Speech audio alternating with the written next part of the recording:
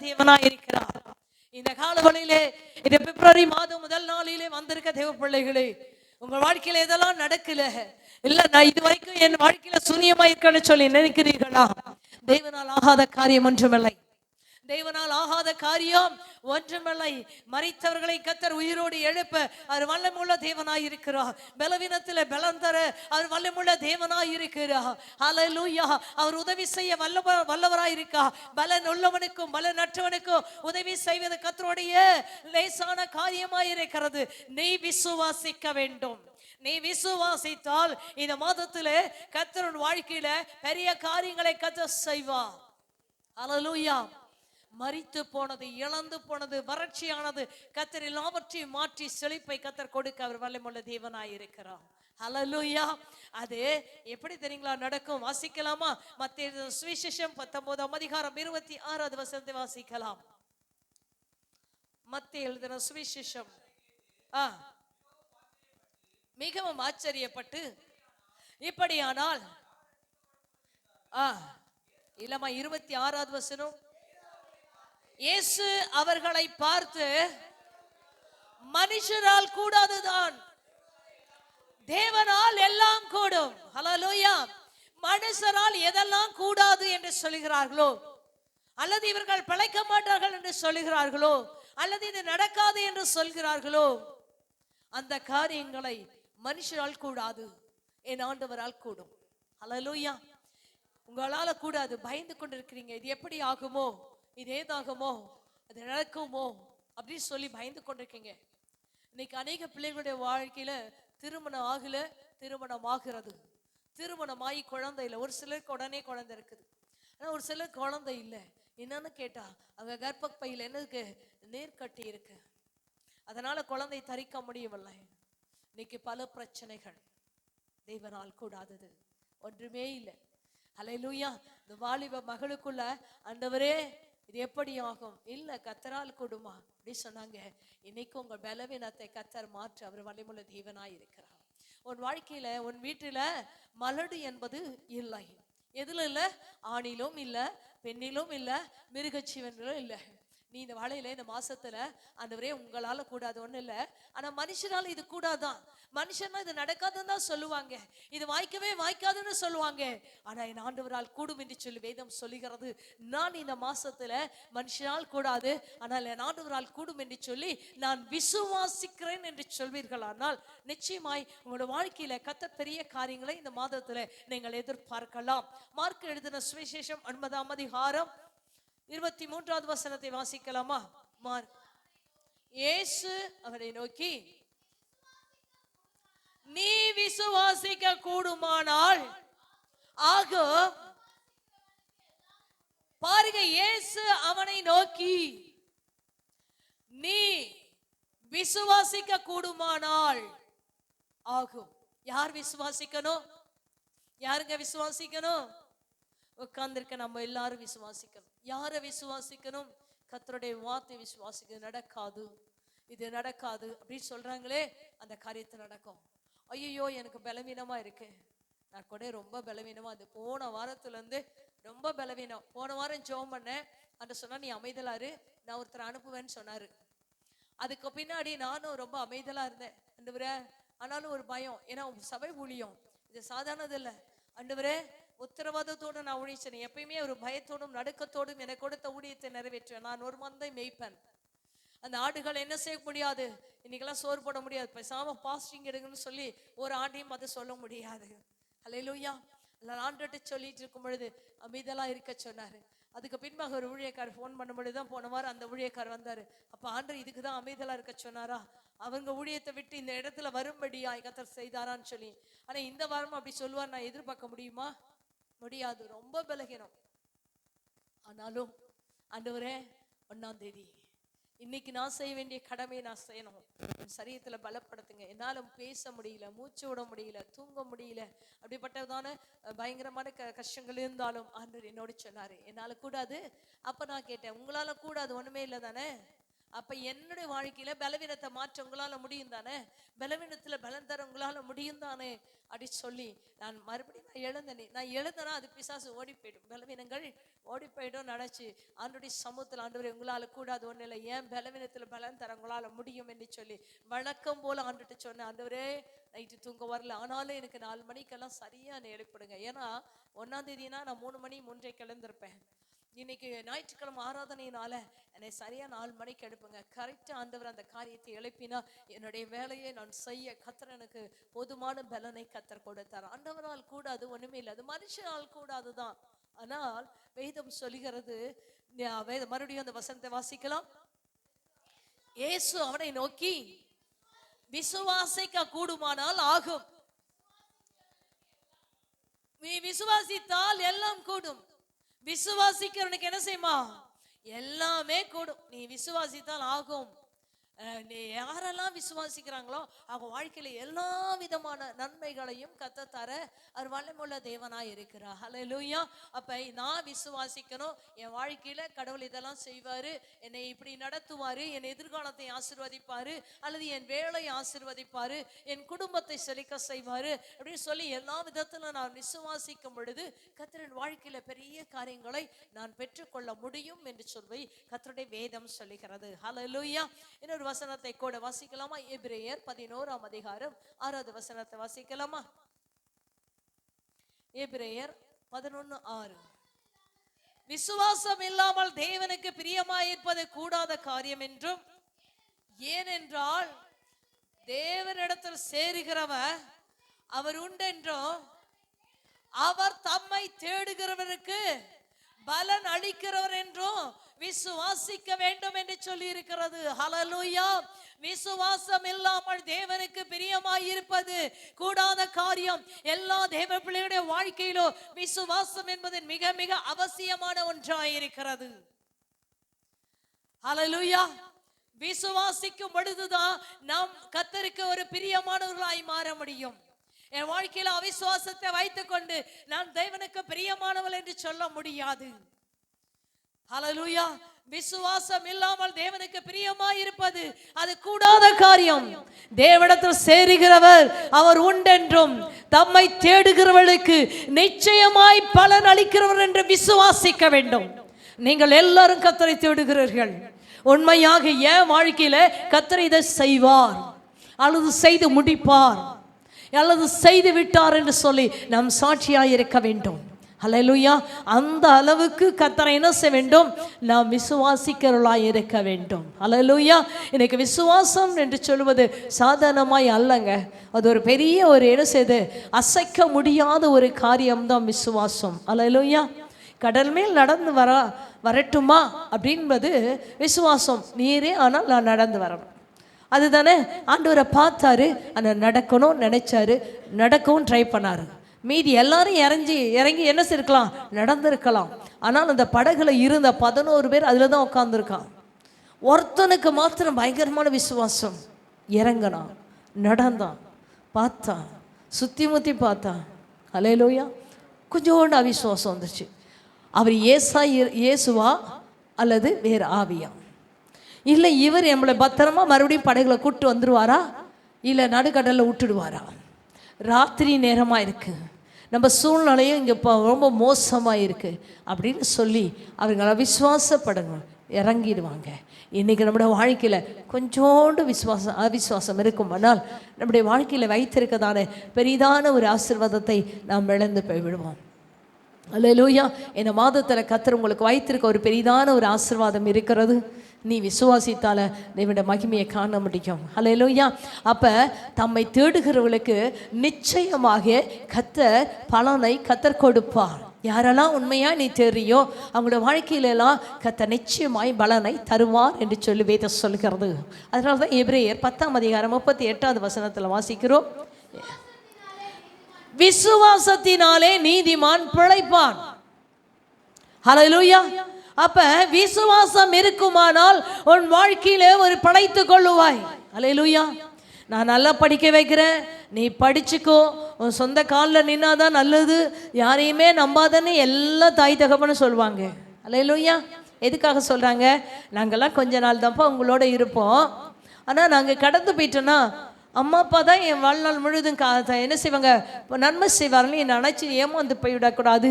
உனக்குன்னு ஒரு கல்வி தகுதி வேணும், உனக்குன்னு நல்ல வேலை வேணும், யாரையுமே எதிர்பார்க்காதபடி என்ன செய்ய வேண்டும், வாழ வேண்டும் என்று சொல்லி நாம் என்ன செய்யணும், எல்லா தாய் தகப்பனுடைய விருப்பமும் என் பிள்ளை தன் பலத்தில் நிற்க வேண்டும், யாரையும் சார்ந்து நிற்க வேண்டாம் அப்படின்னு சொல்லி எல்லா தாய் தகப்பனும் விரும்புகிறார்கள்.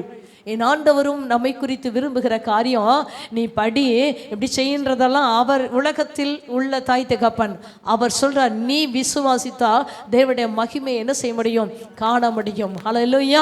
படிக்காத பேதுருவை கொண்டு ஒரே பிரசங்கத்தில் 3000 பேர் 5000 பேரை ரட்சிக்கவும் முடியும். ஹல்லேலூயா.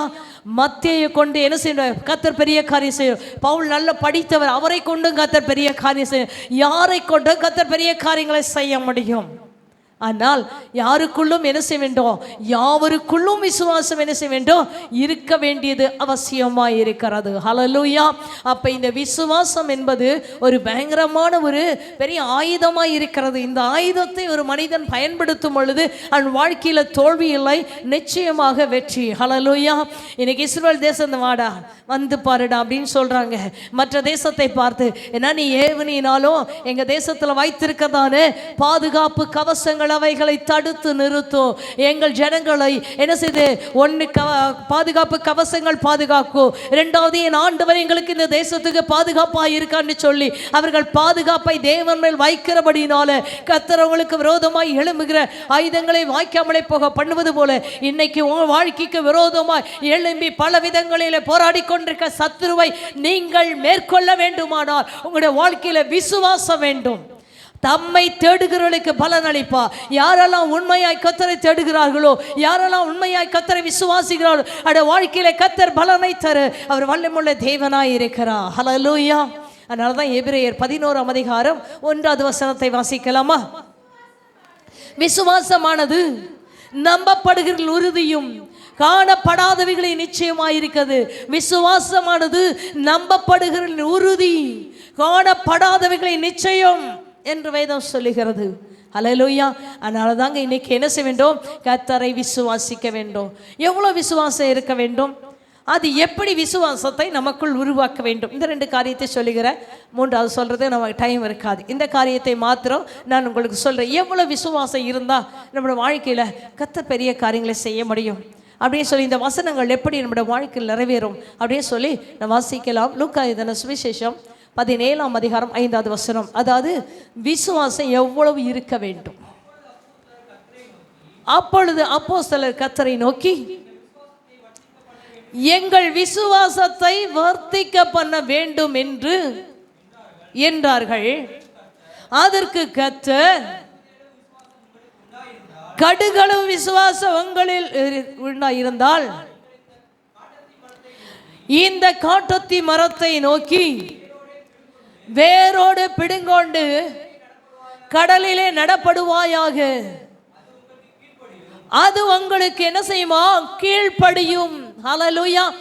உங்களுடைய வாழ்க்கையில எந்த அளவுக்கு விசுவாசம் இருக்க வேண்டும் என்பதை வேதம் சொல்லுகிறது. எங்க சீசர்கள் ஆண்டவரிடத்துல கேட்கிறாங்க, அப்போஸ்தலர்கள் ஆண்டவரிடத்துல கேட்கிறார்கள், ஆண்டவரே எங்களுக்கு இருக்க விசுவாசத்தை இன்னும் பெருக பண்ணுங்க ஆண்டவரே அப்படின்னு சொல்றாங்க. அதற்கு கர்த்தர் சொல்றாரு, கடுகளவு விசுவாசம் உனக்கு இருந்தா நீ இந்த காட்டத்தி மரத்தை நோக்கி நீ வேரோடு பிடுங்கி கடலிலே நடப்படுவாயாக என்று சொன்னால் அது உங்களுக்கு எப்படி இருக்குமா, கீழ்ப்படியும். ஹல்லேலூயா. அப்ப நம்முடைய வாழ்க்கையில நம்ம செய்ய வேண்டிய காரியம் என்ன அப்படின்னு சொன்னா, கடுகளவு விசுவாசம் தான் போதுமே. கடுகளவு அப்படின்னு சொல்லும் பொழுது ஒரு முழுமையான விசுவாசம். கடுகு அள்ளி நீங்கள் கீழே போடுங்க, அது உருண்டு எங்கேயாவது ஓடும். ஹல்லேலூயா. அது ஒரே இடத்துல நிற்காது, அது முழுமையாக இருக்கிறது. அந்த விசுவாசம் கடுகளவு ஒரு முழுமையான ஒரு விசுவாசம். உனக்கு கொஞ்சோண்டு தான் இருக்குது, உண்மையாக நீ கொஞ்சம் தான் நம்புற. பெருசாலாம் நீ என்ன செய்யல, பால் மாதிரியோ இல்லை பூமி மாதிரியோ நீ நம்பலை.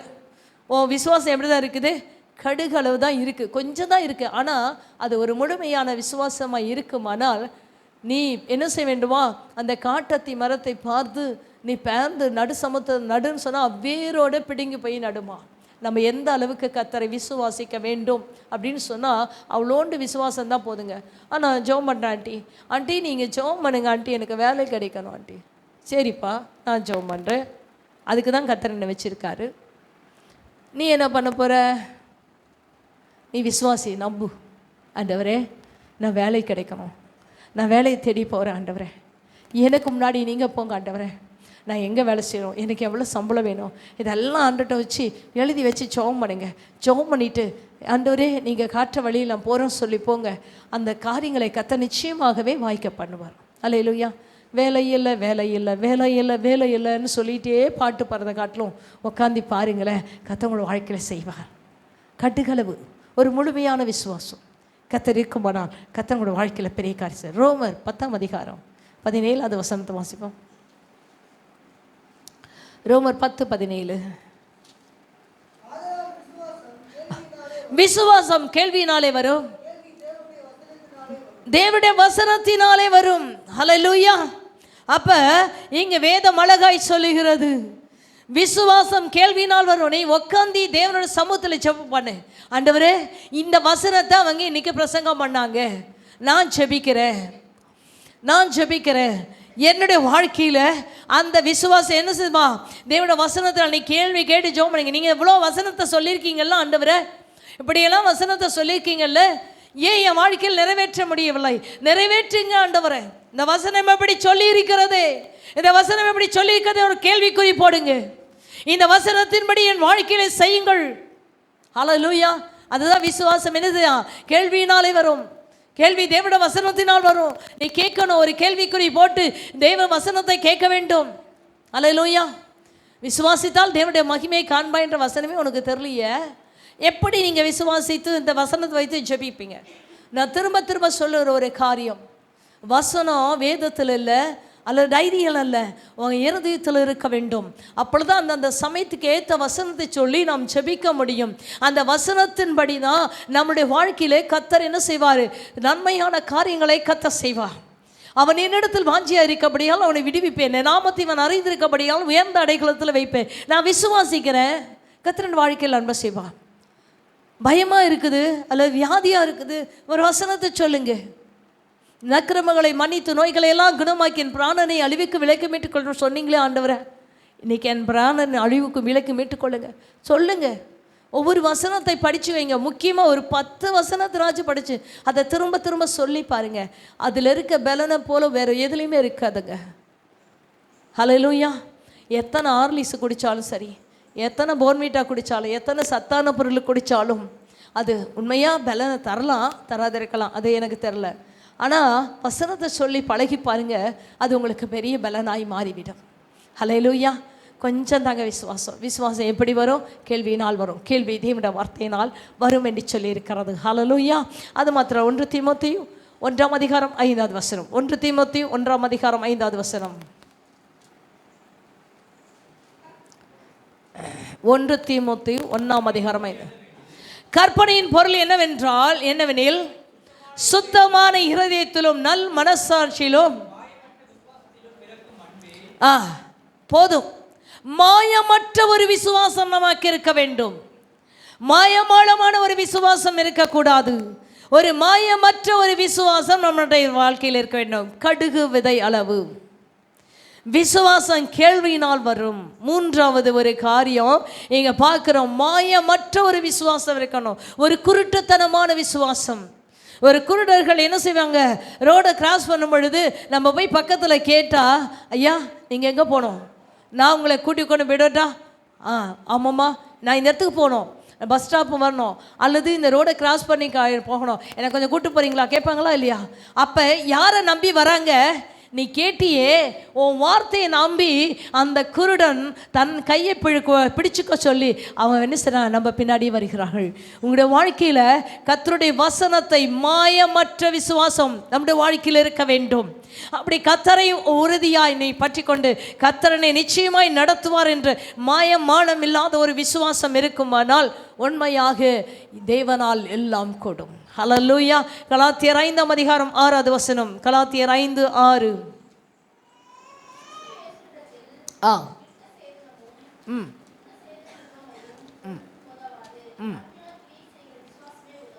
அன்பினால் கிரியை செய்கிற விசுவாசம். அடுத்த ஒரு காரியம், நான் ஞானஸ்தானம் எடுத்துட்டேன், நான் அதை பண்ணிட்டேன், இதை பண்ணிட்டேன் அப்படின்னு சொல்லி நீ சாக்கு போக்கு சொல்லுகிற ஒரு காரியம் அல்ல. அதுக்கு மாறாக வேதம் சொல்லுகிறது. ஹல்லேலூயா. மறுபடி வாசிங்கம்மா. கிறிஸ்து இயேசுவினிடத்தில் விருத்த சேதனமும் விருத்த சேதனம் இல்லாமையும் ஒன்றுக்கு உதவாது. அன்பினாலே கிரியை செய்கிற விசுவாசமே உதவும். ஹல்லேலூயா. நான் விருத்த சேதனம் பண்ணிட்டேன், அல்லது விருத்த சேதனம் இல்லை, அல்லது நான் இப்படி இருக்கிறேன் அப்படி இருக்கேன், ஞானஸ்தானம் பெற்றுட்டேன், நான் அபிஷேகம் பெற்றுட்டேன், அதனாலலாம் உன் வாழ்க்கையில் ஒரு காரியமும் நடக்காது. அன்பினால் கிரியை செய்கிற விசுவாசம் தான் உனக்கு உதவும். அன்பினால கர்த்தரிடத்தில் அன்பு, முழு இருதயத்தோடு முழு ஆத்துமாவோடு முழு பலத்தோடு தேவனிடத்தில் அன்பு கூறணும். உறுதியாய் பற்றி கொண்ட மனதியோடுமே நம்பியிருக்கபடியினால் பூர்ண சமாதானம் காத்துக்கொள்வேன்னு சொல்கிறாரு. என்னை தேடுகிறவர்களுக்கு ஒரு நன்மையும் குறைபடாதுன்னு சொல்றாரு. அன்பினால் ஆண்டோடைய வார்த்தையை நீ பற்றி கொள்வாயானால் அந்த விசுவாசம் வாழ்க்கையில பெரிய காரியங்களை கத்த செய்ய உதவும் என்று வேதம் சொல்லுகிறது. அல்லேலூயா. இன்னொரு காரியத்தை வாசிக்கலாமா? யாக்கோப்பு 2ஆம் அதிகாரம் 17வது வசனம். யாக்கோப்பு 2ஆம் அதிகாரம் 17வது வசனம். விசுவாசமும் கிரியைகள் இல்லாதிருந்தால் தன்னிலே தானே சத்த. அடுத்தது, இந்த விசுவாசம் விசுவாசம் என்பது சொல்வது மாத்திரமல்ல, அது கிரியினால் வர வேண்டும். நம்முடைய வாயில் அவிசுவாசமான வார்த்தைகள் வரவே கூடாது. வார்த்தை என்ன செய்ய வேண்டும்? விசுவாசித்து பேச வேண்டும். அது கிரியினால் கொண்டு வர வேண்டும். நான் ஜெபம் பண்ணிட்டேம்மா, ஆனால் இது நடக்கலை, நான் ஒரு சில காரியங்களுக்காக செபிப்பேன், அன்று உடனே கொடுத்துருவார். சிலது நாட்களாகும், சிலது மாதங்களாகும், சிலது வருடங்களாகும், ஆனால் நான் விடவே மாட்டேன். ஆண்டவரே, இந்த வாக்குத்தத்தம் என்னாச்சு? ஏன் இதை நீங்கள் இவ்வளோ தாமதப்படுத்துறீங்க? ஆனால் நீங்கள் செய்வீங்க, அது எனக்கு தெரியும். ஆனால் உங்கள் திட்டத்தின்படி செய்யுங்க, நான் முறுமுறுக்க மாட்டேன். உங்கள் திட்டத்தின்படி செய்யுங்க. ஆனால் எனக்கு எப்படி இருக்குது, நான் மாமிசத்தில் இருக்கேன், ஒருவேளை நான் அழுகிறேன், அல்லது ஏன் இந்த நடக்கல அவிசுவாசப்படுறேன், அதனால என் மேலே நீங்கள் என்ன செய்யக்கூடாது, கோவப்பட்டாதீங்க, நான் உங்கள் பிள்ளை தானே, ஆனால் உங்கள் திட்டத்தின்படி என் வாழ்க்கையில் செய்யுங்கன்னு சொல்லி ஒவ்வொரு நாளும் கேட்பேன். அல்லேலூயா.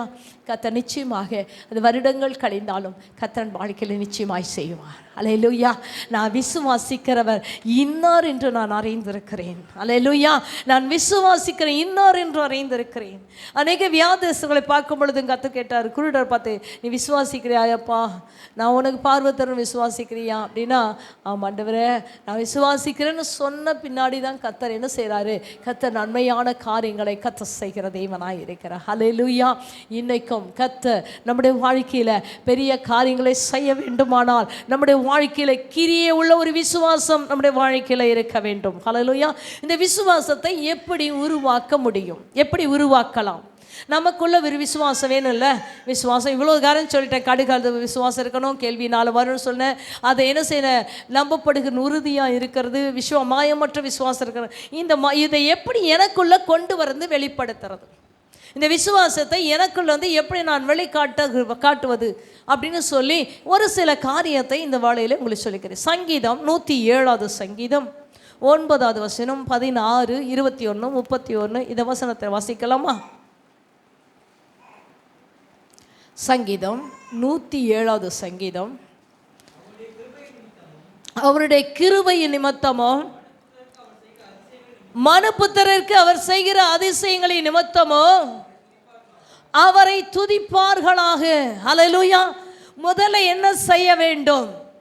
எனக்குள்ள விசுவாசம் வளர வேண்டும் அல்லது உருவாக வேண்டும் என்று சொன்னால், முதலாவது நீ உட்கார்ந்து கர்த்தரை என்ன செய்ய வேண்டும்? அவருடைய அதிசயங்களின் நிமித்தம் கர்த்தரை என்ன செய்ய வேண்டுமா? கர்த்தரை நல்லாய் தேவனை துதிக்க வேண்டும். அல்லேலூயா. கிருபையின் நிமித்தம் மனுபுத்திரர்கள் செய்கிற அதிசயங்கள் நிமித்தம் அவர்களை நம்ம என்ன செய்யணும்? கொஞ்ச நேரம் உட்கார்ந்து துதிக்க வேண்டும். ஆராதனை வேளையில் கர்த்தரை துதிங்கள் என்று சொன்னோம். ஆமென் அல்லேலூயா, ஆமென் அல்லேலூயா. அந்த ஆமென் அல்லேலூயா சொன்னாலே எனக்கு கோபமாக வருது. எப்போ ஆமென் சொல்லணும், எப்போ அல்லேலூயா சொல்லணும்? நான் ஒரு வார்த்தை பேசுகிறேன்னு வச்சுக்கிங்களேன், அவன் நாற்று கொண்டு செத்தான், ஆமென் அப்படி சொல்லாமா? சொல்லாமா? கர்த்தரவனை அடித்தார், ஆமென் அல்லேலூயா இப்படியா சொல்லுவாங்க? இல்லை. தேவனை துதின்னு சொன்னா அல்லேலூயா. மகிமையின் மேகமாக அவர் இறங்கி வருவார். அல்லேலூயா அப்படின்னு சொல்லும் பொழுது, ஆண்டவரே மகிமையின் மேகமாய் என் மேலே இறங்கி வாங்க ஆண்டவரே, என்னை நிரப்புங்க ஆண்டவரே, புதிய அபிஷேகத்தை தாங்க ஐயா, என்னை வரங்களால் நிரப்புங்க ஆண்டவரே, உம்முடைய வார்த்தையினால் என்னோடு பேசுங்க ஆண்டவரே. அந்த வார்த்தைகளை சொல்லி சொல்லி தேவனை என்ன செய்ய வேண்டுமா? தேவனை மகிமைப்படுத்த வேண்டும். உனக்குள்ள விசுவாசம் வர வேண்டுமானால் கர்த்தர் செய்த அதிசயங்களை நினைத்து, அவர் கிருபை, அவர் பாராட்டின கிருபையை நினைத்து அவரை நல்லா துதிக்க ஆரம்பிக்க வேண்டும். உனக்குள்ள விசுவாசம் வந்துடும். அல்லேலூயா. இன்னைக்கு செய்யலன்றதுக்காக நீ கோவப்படாத. கடந்த மாதம் முழுது எத்தனை நன்மை செய்தார்? ஜனவரி 1லேருந்து இது வரைக்கும் எத்தனை நன்மை செய்தார்? உட்காருங்க, ஆராய்ஞ்சு பாருங்க, தேவனை துதிங்க. ஐயோ ஜெபிக்க ஒன்றுமே தெரியல அப்படின்லாம் சொல்லாதீங்க. உங்கள் வாழ்க்கையில் செய்த ஒவ்வொரு காரியங்களும், ஒவ்வொரு நாளிலும் எத்தனையோ காரியம் செய்தாரே, அதை நினச்சி தேவன் என்ன செய்யுங்க? துதிக்க ஆரம்பிச்சிங்கன்னா உங்களுக்குள்ள விசுவாசம் வரும். 16வது வசனம், அதிலே 16, அவர் கிருபை நிமித்தமும் மனுப்புத்திரர்கள் செய்கிற அதிசய நிமித்தமும் அவரை மறுபடியும் தூச்சிட்டே. அவர் செய்கிற அந்த மனுப்புத்திரருக்கு, ஒவ்வொரு மனுஷனுக்கு செய்கிற அதிசயங்கள், அற்புதங்கள், கர்த்தர் பாராட்டுகிற கிருபை நிமித்தம் அவர்களை என்ன செய்ய வேண்டுமா? துதிக்க வேண்டும் என்று சொல்லி இதை சங்கீதக்காரர் திரும்ப திரும்ப சொல்லுகிறார். 21வது வசனத்தில் அதே சொல்லுவார். அவர்கள் கர்த்தரை அவருடைய கிருபை நிமித்தம், மனுப்புத்திரர் செய்கிற உண்மை நிமித்தம் என்ன செய்றாங்க? அவர்களை துதிக்கிறாங்க, தேவனை ஸ்தோத்தரிக்கிறாங்க. ஸ்தோத்திர பலிகளை செலுத்தி அவர்களுடைய கிரிகளை என்ன செய்றாங்க? ஆனந்த சத்தத்தோடு விவரிப்பார்களாக. இப்படியே இந்த 4 வசனம் சொல்லுகிறது. ஹல்லேலூயா. 31வது வசனத்துலையும் அதே வசனம் சொல்லுவாங்க. அவர்கள் கர்த்தரை அவருடைய கிருபை நிமித்தம், மனுப்புத்திரர் செய்கிற அதிசய நிமித்தம் அவரை என்ன செய்யுங்களா? துதித்து. அப்போ எந்த அளவுக்கு தேவனை நீங்கள் துதிக்க ஆரம்பிக்கிறீங்களோ அந்த அளவுக்கு உங்களுக்குள்ள விசுவாசம் பெருகி கொண்டே இருக்கும். ஹல்லேலூயா. இறைக்கிற கிணறு தான் என்ன செய்யுமா? சொரக்கும் சொல்லுவாங்க. இது உலகத்தில் உள்ள பழமொழி. அதே போல் எந்த அளவுக்கு நம்ம கர்த்தரை துதிக்கிறோமோ, எந்த அளவுக்கு தேவனை மகிமைப்படுத்துகிறோமோ அந்த அளவுக்கு நம்முடைய வாழ்க்கையில் விசுவாசம் பெருகி கொண்டே இருக்கும். அல்லேலூயா. தேவனை துதிச்சிட்டே இருங்க, தேவனை துதிங்க, தேவனை மகிமைப்படுத்துங்க. ஆண்டவரே இந்த சூழ்நிலைக்காய் ஸ்தோத்திரம், இந்த உபத்திரவுக்காய் ஸ்தோத்திரம், இந்த கண்ணீருக்காய் ஸ்தோத்திரம், இந்த பாடுகளுக்காய் ஸ்தோத்திரம். நீங்கள் அனுமதிக்காவிட்டால் என் வாழ்க்கையில் இது நடக்காது. நான் அதிக வேலையிலே சொல்லுவேன், கர்த்தர் அனுமதிக்காவிட்டால் என் வாழ்க்கையில் இப்படிப்பட்ட பிரச்சனைகள் வராது. கர்த்தர் அனுமதிக்கிறீங்க. எதுக்காக? என்னை பொன்னை போல புடமிடுவதற்காக, என்னை சுத்த பொன்னாய் விளங்க செய்வதற்காக இப்படிப்பட்ட காரியங்களை கர்த்தர் என் வாழ்க்கையில் அனுமதிக்கிறீங்க. ஆனால் நான் ஒரு நாளும் நெருப்போட நெருப்பாய் அணைந்து போகிறவளாய் அல்ல, கலந்து விடுகிறவளாய் அல்ல. நான் சுத்த பொன்னாய் விளங்க பண்ணணும். எனக்கு வர்ற பிரச்சனைகள் ஒவ்வொன்றும் உங்களுக்கு வந்ததுன்னா கொஞ்சம் கூட நிற்க மாட்டாங்க, ஓடிடுவாங்க. அவ்வளோ பிரச்சனைகள் வாழ்க்கையில். ஆனால் ஒன்றே ஒன்று சொல்வேன், நீங்கள் அனுமதிச்சிங்கன்னா அனுமதிங்க ஆண்டவரை. அதை தாங்கி கொள்ளவோ அதுலேருந்து தப்பித்துக்கொள்ளும் வழியும் போக்கையும் மாத்திரம் எனக்கு காட்டிடுங்க போதும். தாங்க பலன், தப்பித்துக்கொள்ள என்ன வேணும்? வழி வேணும். இதை செய்துட்டிங்கன்னா போதும் ஆண்டவரை, நான் ஈஸியாக என்ன செய்வேன்? நீச்சல் அடித்து அந்த பக்கம் வந்துடுவேன். சொல்லலாமா? சொல்லணுங்க. தேவனை துதிக்க துதிக்க வாழ்க்கையில எல்லா பிரச்சனைகள் மாறும். தேவனால் கூடாத காரியம் ஒன்றுமே இல்லை. வாசிக்கலாமா? சங்கீதம் 78 8வது வசனம். சங்கீதம் 78 8.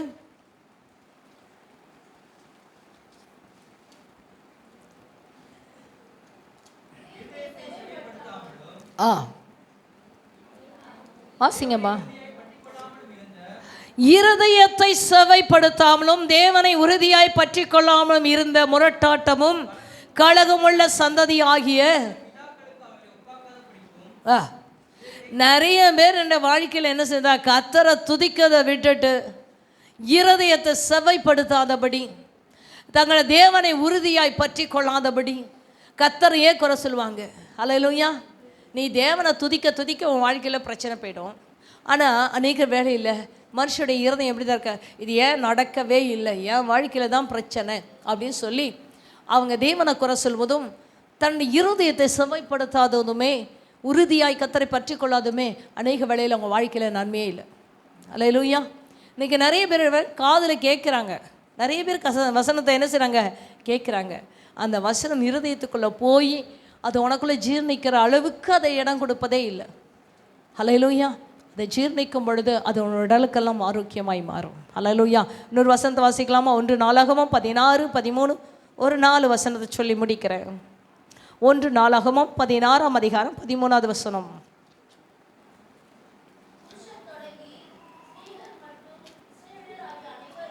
ஆ 16:9. ஆ அதான பார்த்தேன். இறைச்சி துண்டு இப்போ கேட்டேன், நான் எங்கே போகிறது? அவரை பாடி அவரை கீர்த்தனம் பண்ணி அவருடைய அதிசயங்களை எல்லாம் தியானித்து பேசுங்கள். ஹல்லேலூயா. கர்த்தருடைய அதிசயங்களை எல்லாம் தியானித்து பேச வேண்டுமா? ஹல்லேலூயா. உங்கள் வாழ்க்கையில் கர்த்தர் செய்த அதிசயத்தையும் பேசுங்க. கர்த்தர் ஆபிரகாம், ஈசாக்கு, யாக்கோபு வாழ்க்கையிலும் கர்த்தர் இஸ்ரவேல் ஜனங்களை நடத்தி வந்த வழிகளையும் பார்த்து கர்த்தரை என்ன செய்ய வேண்டுமா? தியானித்து கர்த்தரை துதிக்க வேண்டும். அருமையான பிள்ளைகள் 136ஆம் சங்கீதத்தை சொன்னாங்க. ஹல்லேலூயா. அவர் ஒருவராய் பெரிய அதிசயங்களை செய்கிற தெய்வன். ஹல்லேலூயா. யாருங்க? 10 பேர் கூட்டணி சேர்ந்து செய்கிற தெய்வன் அல்ல. அவர் ஒருவரே பெரிய அதிசயங்களை செய்வார். பலத்த கையினாலும் ஓங்கிய புயத்தினாலும் இஸ்ரவேலை புறப்பட பண்ணின தெய்வன். செங்கடல் 2ஆய் பிளந்த தெய்வன். அன்னைக்கு செய்திங்கெல்லாம் ஆண்டவரே இன்னைக்கு என் வாழ்க்கையில் செய்ய முடியும். ஹல்லேலூயா. அதிசயங்களை எல்லாம் நினைத்து என்ன செய்ய வேண்டுமா? அவரை என்ன செய்ய வேண்டும்? துதிக்க வேண்டும், நினைவு கூற வேண்டும். மறுபடியும் அந்த காரியங்களை கர்த்தர் கொண்டு வந்து கர்த்தரை மகிமைப்படுத்த உன் வாழ்க்கையில் விசுவாசம் பெருகிக்கொண்டே இருக்கும். உன் வாழ்க்கையில் பெரிய காரியங்களை கர்த்தர் செய்து கொண்டே இருப்பார். ஹல்லேலூயா. இன்னொரு வசனத்தை வாசிக்கலாமா? 13வது வசனம், 16, 13. அவர் செய்த அதிசயங்களையும் அற்புதங்களையும். அடுத்தது அவர் செய்த அதிசயங்கள், அற்புதங்கள், வாக்கின் நியாய தீர்ப்புகளை நினைவு கூறுங்கள். மறுபடியும் இன்னொரு காரியத்தை சொல்ற, அதிசயத்தை நினைங்க, அற்புதத்தை செய்யுங்க. அவருடைய நியாய தீர்ப்புகளை எல்லாம் நினைச்சு பாருங்க. அதெல்லாம் நினச்சி கர்த்தரை என்ன செய்யுங்க? நீங்கள் என்ன துதிக்க தேவனை மகிமைப்படுத்த விசுவாசம் உங்களுக்குள் உருவாக்கி கொண்டே இருக்கும். ஹல்லேலூயா. அதை 2 நாளாகவும் 16 நினைக்கிறேன். 1 நாளாம் 24 படிப்பா. அதுலேயே 24 படிங்கப்பா. 1 நாளாகவும் 16, 24. ஜாதிகளுக்குள் அவருடைய மகிமையும் சகல ஜனங்களுக்குள் அவருடைய அதிசயங்களையும். அடுத்த வசனம், கர்த்தர் பெரியவரும் மிகவும் துதிக்கப்படத்தக்கவருமாய் இருக்கிறார். எல்லா தேவர்களிலும் பயப்படத்தக்கவர் அவரு. ஹல்லேலூயா. அடுத்த வசனம், சகல ஜனங்களும் விக்கிரகங்கள் தானே, கர்த்தரோ வானங்களை உண்டாக்கினார். மகிமையும் கனமும் அவருடைய சமூகத்தில் இருக்கிறது, வல்லமையும் மகிழ்ச்சியும் அவருடைய ஸ்தலத்தில் இருக்கிறது. ஹல்லேலூயா. இப்படி சொல்லி அந்த வசனத்தை என்ன செய்யணும்? அதிகாரம் முழுவதும் கர்த்தரை துதிக்கலாம். இந்த 16 எடுத்து வைத்துக் கொள்ளுங்க. தேவனை துதிக்க ஆரம்பிங்க. ஹல்லேலூயா. அவர் எப்படிப்பட்டவர்? மிகவும் பெரிய தேவன். அவர் துதிக்கப்படத்தக்கவர், எல்லா தேவர்களும் பயப்படத்தக்கவர். மற்ற தேவர்களைப் போல நம்முடைய தேவன் விக்கிரகம் அல்ல. கர்த்தர் வானங்களை உண்டாக்கினவர், மகிமையும் கனத்துக்கு உரிய தேவனாய் இருக்கிறார். அவருடைய சமூகத்திலே வல்லமையும் மகிழ்ச்சியும் உண்டாயிருக்கிறது. அப்ப என்ன நீ செய்ய வேண்டும்? அவர் செய்த ஒவ்வொரு கிரியைகளையும் விவரித்து தேவனை மகிமைப்படுத்துங்க. அல்லேலூயா. உன்னோட விசுவாசம் உனக்குள்ளே இன்னும் வர்த்திக்க பண்ணும். அல்லேலூயா. கண்ணில் ஒரு பாட்டு பாடிட்டு இருந்தேன், அதோட அர்த்தம் என்னன்னு எனக்கு தெரில. அப்புறம் கேட்டேன், இது என்னது? இவங்க பாடுறதுடைய பாட்டினுடைய அர்த்தம் எனக்கு புரியலையே, அது என்னன்னு கேட்டேன். அப்போ தான் சொல்கிறாங்க, சிம்சோன் என்ன செய்தாங்க? 1000 மனுஷனே சில ஒரு தாடை எலும்பை கொண்டுட்டான். உனக்கு தாங்க எடுத்தது அந்த இடத்துல தண்ணீர் ஊறி வந்ததான் அந்த மாதிரி என்ன செய்கிறாங்க? அந்த வார்த்தை சொல்கிறாங்க. ஆண்டி இப்படி சொன்னாங்க. உண்மையாக கர்த்தர் இன்றைக்கும் வல்லமையுள்ள தேவன். ஒரு தாடை எலும்பை கொண்டு 1000 பேரை கொன்றாலும் அவனுக்குள்ள ஒரு தாகம் இருந்தது. அவன் ஒரே ஒரு காரியத்தை சொல்லுகிறான், இந்த விருத்த சேதனம் இல்லாத அந்த பெலிஸ்தர் கையில் நான் மடிந்து போகவா ஆண்டவரே என்று சொல்லி அவன் கேட்கும்போது ரொம்ப தாகமாக இருக்கிறேன். அவன் இருக்கிற இடத்துல கர்த்தர் நீருற்றை உண்டாக்கி அடைய தாகத்தை விசுவாசிக்க வேண்டும். நம்மை செத்து போகிறதுக்காக, அழிந்து போகிறதுக்காக, விசுவாசம் உள்ளவர்கள் மத்தியிலும் விருத்த சேதனம் இல்லாதவர்கள் மத்தியிலும் அழிந்து போவதற்காக கர்த்தர் நம்மை தெரிந்து கொள்ளவே இல்லை. அவர்கள் மத்தியில் நாம் தலை உயர்ந்து நிற்கவும் ஆசீர்வாதமாக இருக்கவும் கர்த்தர் நம்மை தெரிந்து கொண்டிருக்கான். அல்லேலூயா. நீ செய்ய வேண்டிய ஒரே ஒரு காரியம், அவர் செய்த எல்லா நன்மைகளையும் விவரித்து சொல்ல வேண்டும். பிள்ளைகளை, நீங்கள் உங்கள் குடும்பத்தில் உட்கார்ந்துருக்கும் போது கர்த்தர் செய்த எல்லா நன்மைகளையும் நீங்கள் என்ன செய்யுங்க? விவரித்து பேசுங்க. கர்த்தர் இப்படிலாம் நடத்தி வந்தார், ஏன் நம்ம வாழ்க்கையில் செய்ய மாட்டாரா? விசுவாசிங்க, நம்புங்க. பிள்ளைகளை கர்த்தரை நம்புங்க, ஜெபம் பண்ணுங்க. நானும் ஜெபம் பண்ண மாட்டேன். நீ வாங்கிட்டு வந்து கொடுத்தா கொடு, இல்லாட்டி போ. அப்படிலாம் இல்லை. ஒவ்வொரு காரியத்தையும் கர்த்தரை நம்பி பாருங்க, விசுவாசித்து பாருங்க. கர்த்தரோட வாழ்க்கையில பெரிய காரியங்களை கர்த்தர் செய்கிற தேவனாய் இருக்கிறார். ஹல்லேலூயா. சங்கீதம் 96 3வது வசனத்தை வாசிக்கலாமா?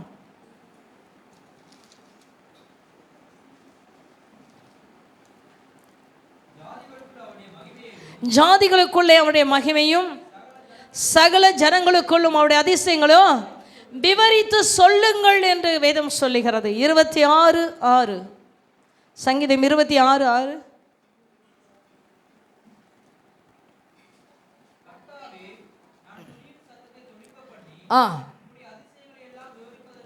விவரிப்பதற்காக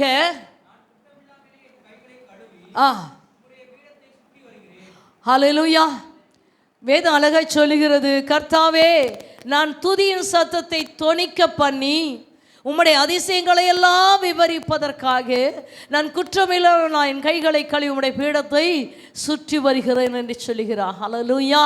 இன்னைக்கு நம்முடைய வாழ்க்கையில் கர்த்தரை என்ன செய்யணும்? அவர் செய்த நன்மைகளை விவரித்து கர்த்தரை மகிமைப்படுத்த ஆரம்பிங்க. கர்த்தரோட வாழ்க்கையில் என்ன செய்வா? துதியின் சத்தத்தை தொனிக்க பண்ணுங்க. அவருடைய அதிசயங்களை எல்லாம் விரிவாய் என்ன செய்யுங்க? பேச ஆரம்பிங்க, சொல்ல ஆரம்பிங்க, அல்லது தேவ சமூகத்தில் சொல்ல ஆரம்பிங்க. கர்த்தர் உங்களுக்குள்ள விசுவாசத்தை வர்த்திக்க பண்ணுவது மாத்திரமல்ல, உங்கள் வாழ்க்கையில் எதெல்லாம் நடக்கலையோ அதை நடக்க செய்வார். உட்காருங்க, முழங்கால் படிங்க. மற்றவங்கள்ட்ட போய் சொல்லுவதை காட்டிலும் உங்கள் தேவனை உட்காந்து தேவனை துதிக்க ஆரம்பிங்க. நம்முடைய தேவன் பெரியவர், நம்முடைய தேவன் அவர் பெரியவர். நீ ஆராய்ந்து பார்க்க முடியாத காரியங்கள், எண்ணி முடியாத அதிசயங்களை கர்த்தர் செய்வா. உன் மன கேட்பதையும் செய்வா, கேட்க மறந்ததையும் கர்த்தர் செய்வா. உனக்கு இன்னது தேவை என்பதை கர்த்தர் அறிந்திருக்கிறான். ஹல்லேலூயா. நீ விசுவாசித்தா தேவனுடைய மகிமைக்க தேவனால் கூடாத காரியம் ஒன்றுமே இல்லை. ஈஸியாக அடுத்த வருஷத்துக்குள்ள வசனம். இந்த வசனத்தையும் போன மாதம் வசனத்தையும் என்ன செய்யணும்? அடுத்த வாரம் சொல்லணும் பிள்ளைகள். சரியா? குட்டி வசனம் அது பெரிய, அது நீங்கள் அதிக பயத்தோடு நடுக்கத்தோடு மாத்திரம் சொல்லக்கூடாது, ஃபுல் வசனம் சொல்லணும். சரியா? அப்போ ஃபுல் வசனத்தையும் சொல்லி தேவனை மகிமைப்படுத்துங்க. இன்றைக்கி நம்ம ஜெபிக்கலாமா? ஆண்டவரே உங்களால் கூடாத காரியம் ஒன்றுமில்லை. லூக்கா 1:37 வசனத்தில் தேவனால் கூடாத காரியம் ஒன்றுமில்லை. என் தேவனால் எல்லாம் கூடும். எல்லா கண்களை மூடி தேவ சமூகத்தில் ஜெபிக்கலாமா? எல்லோரும் பயத்தோடு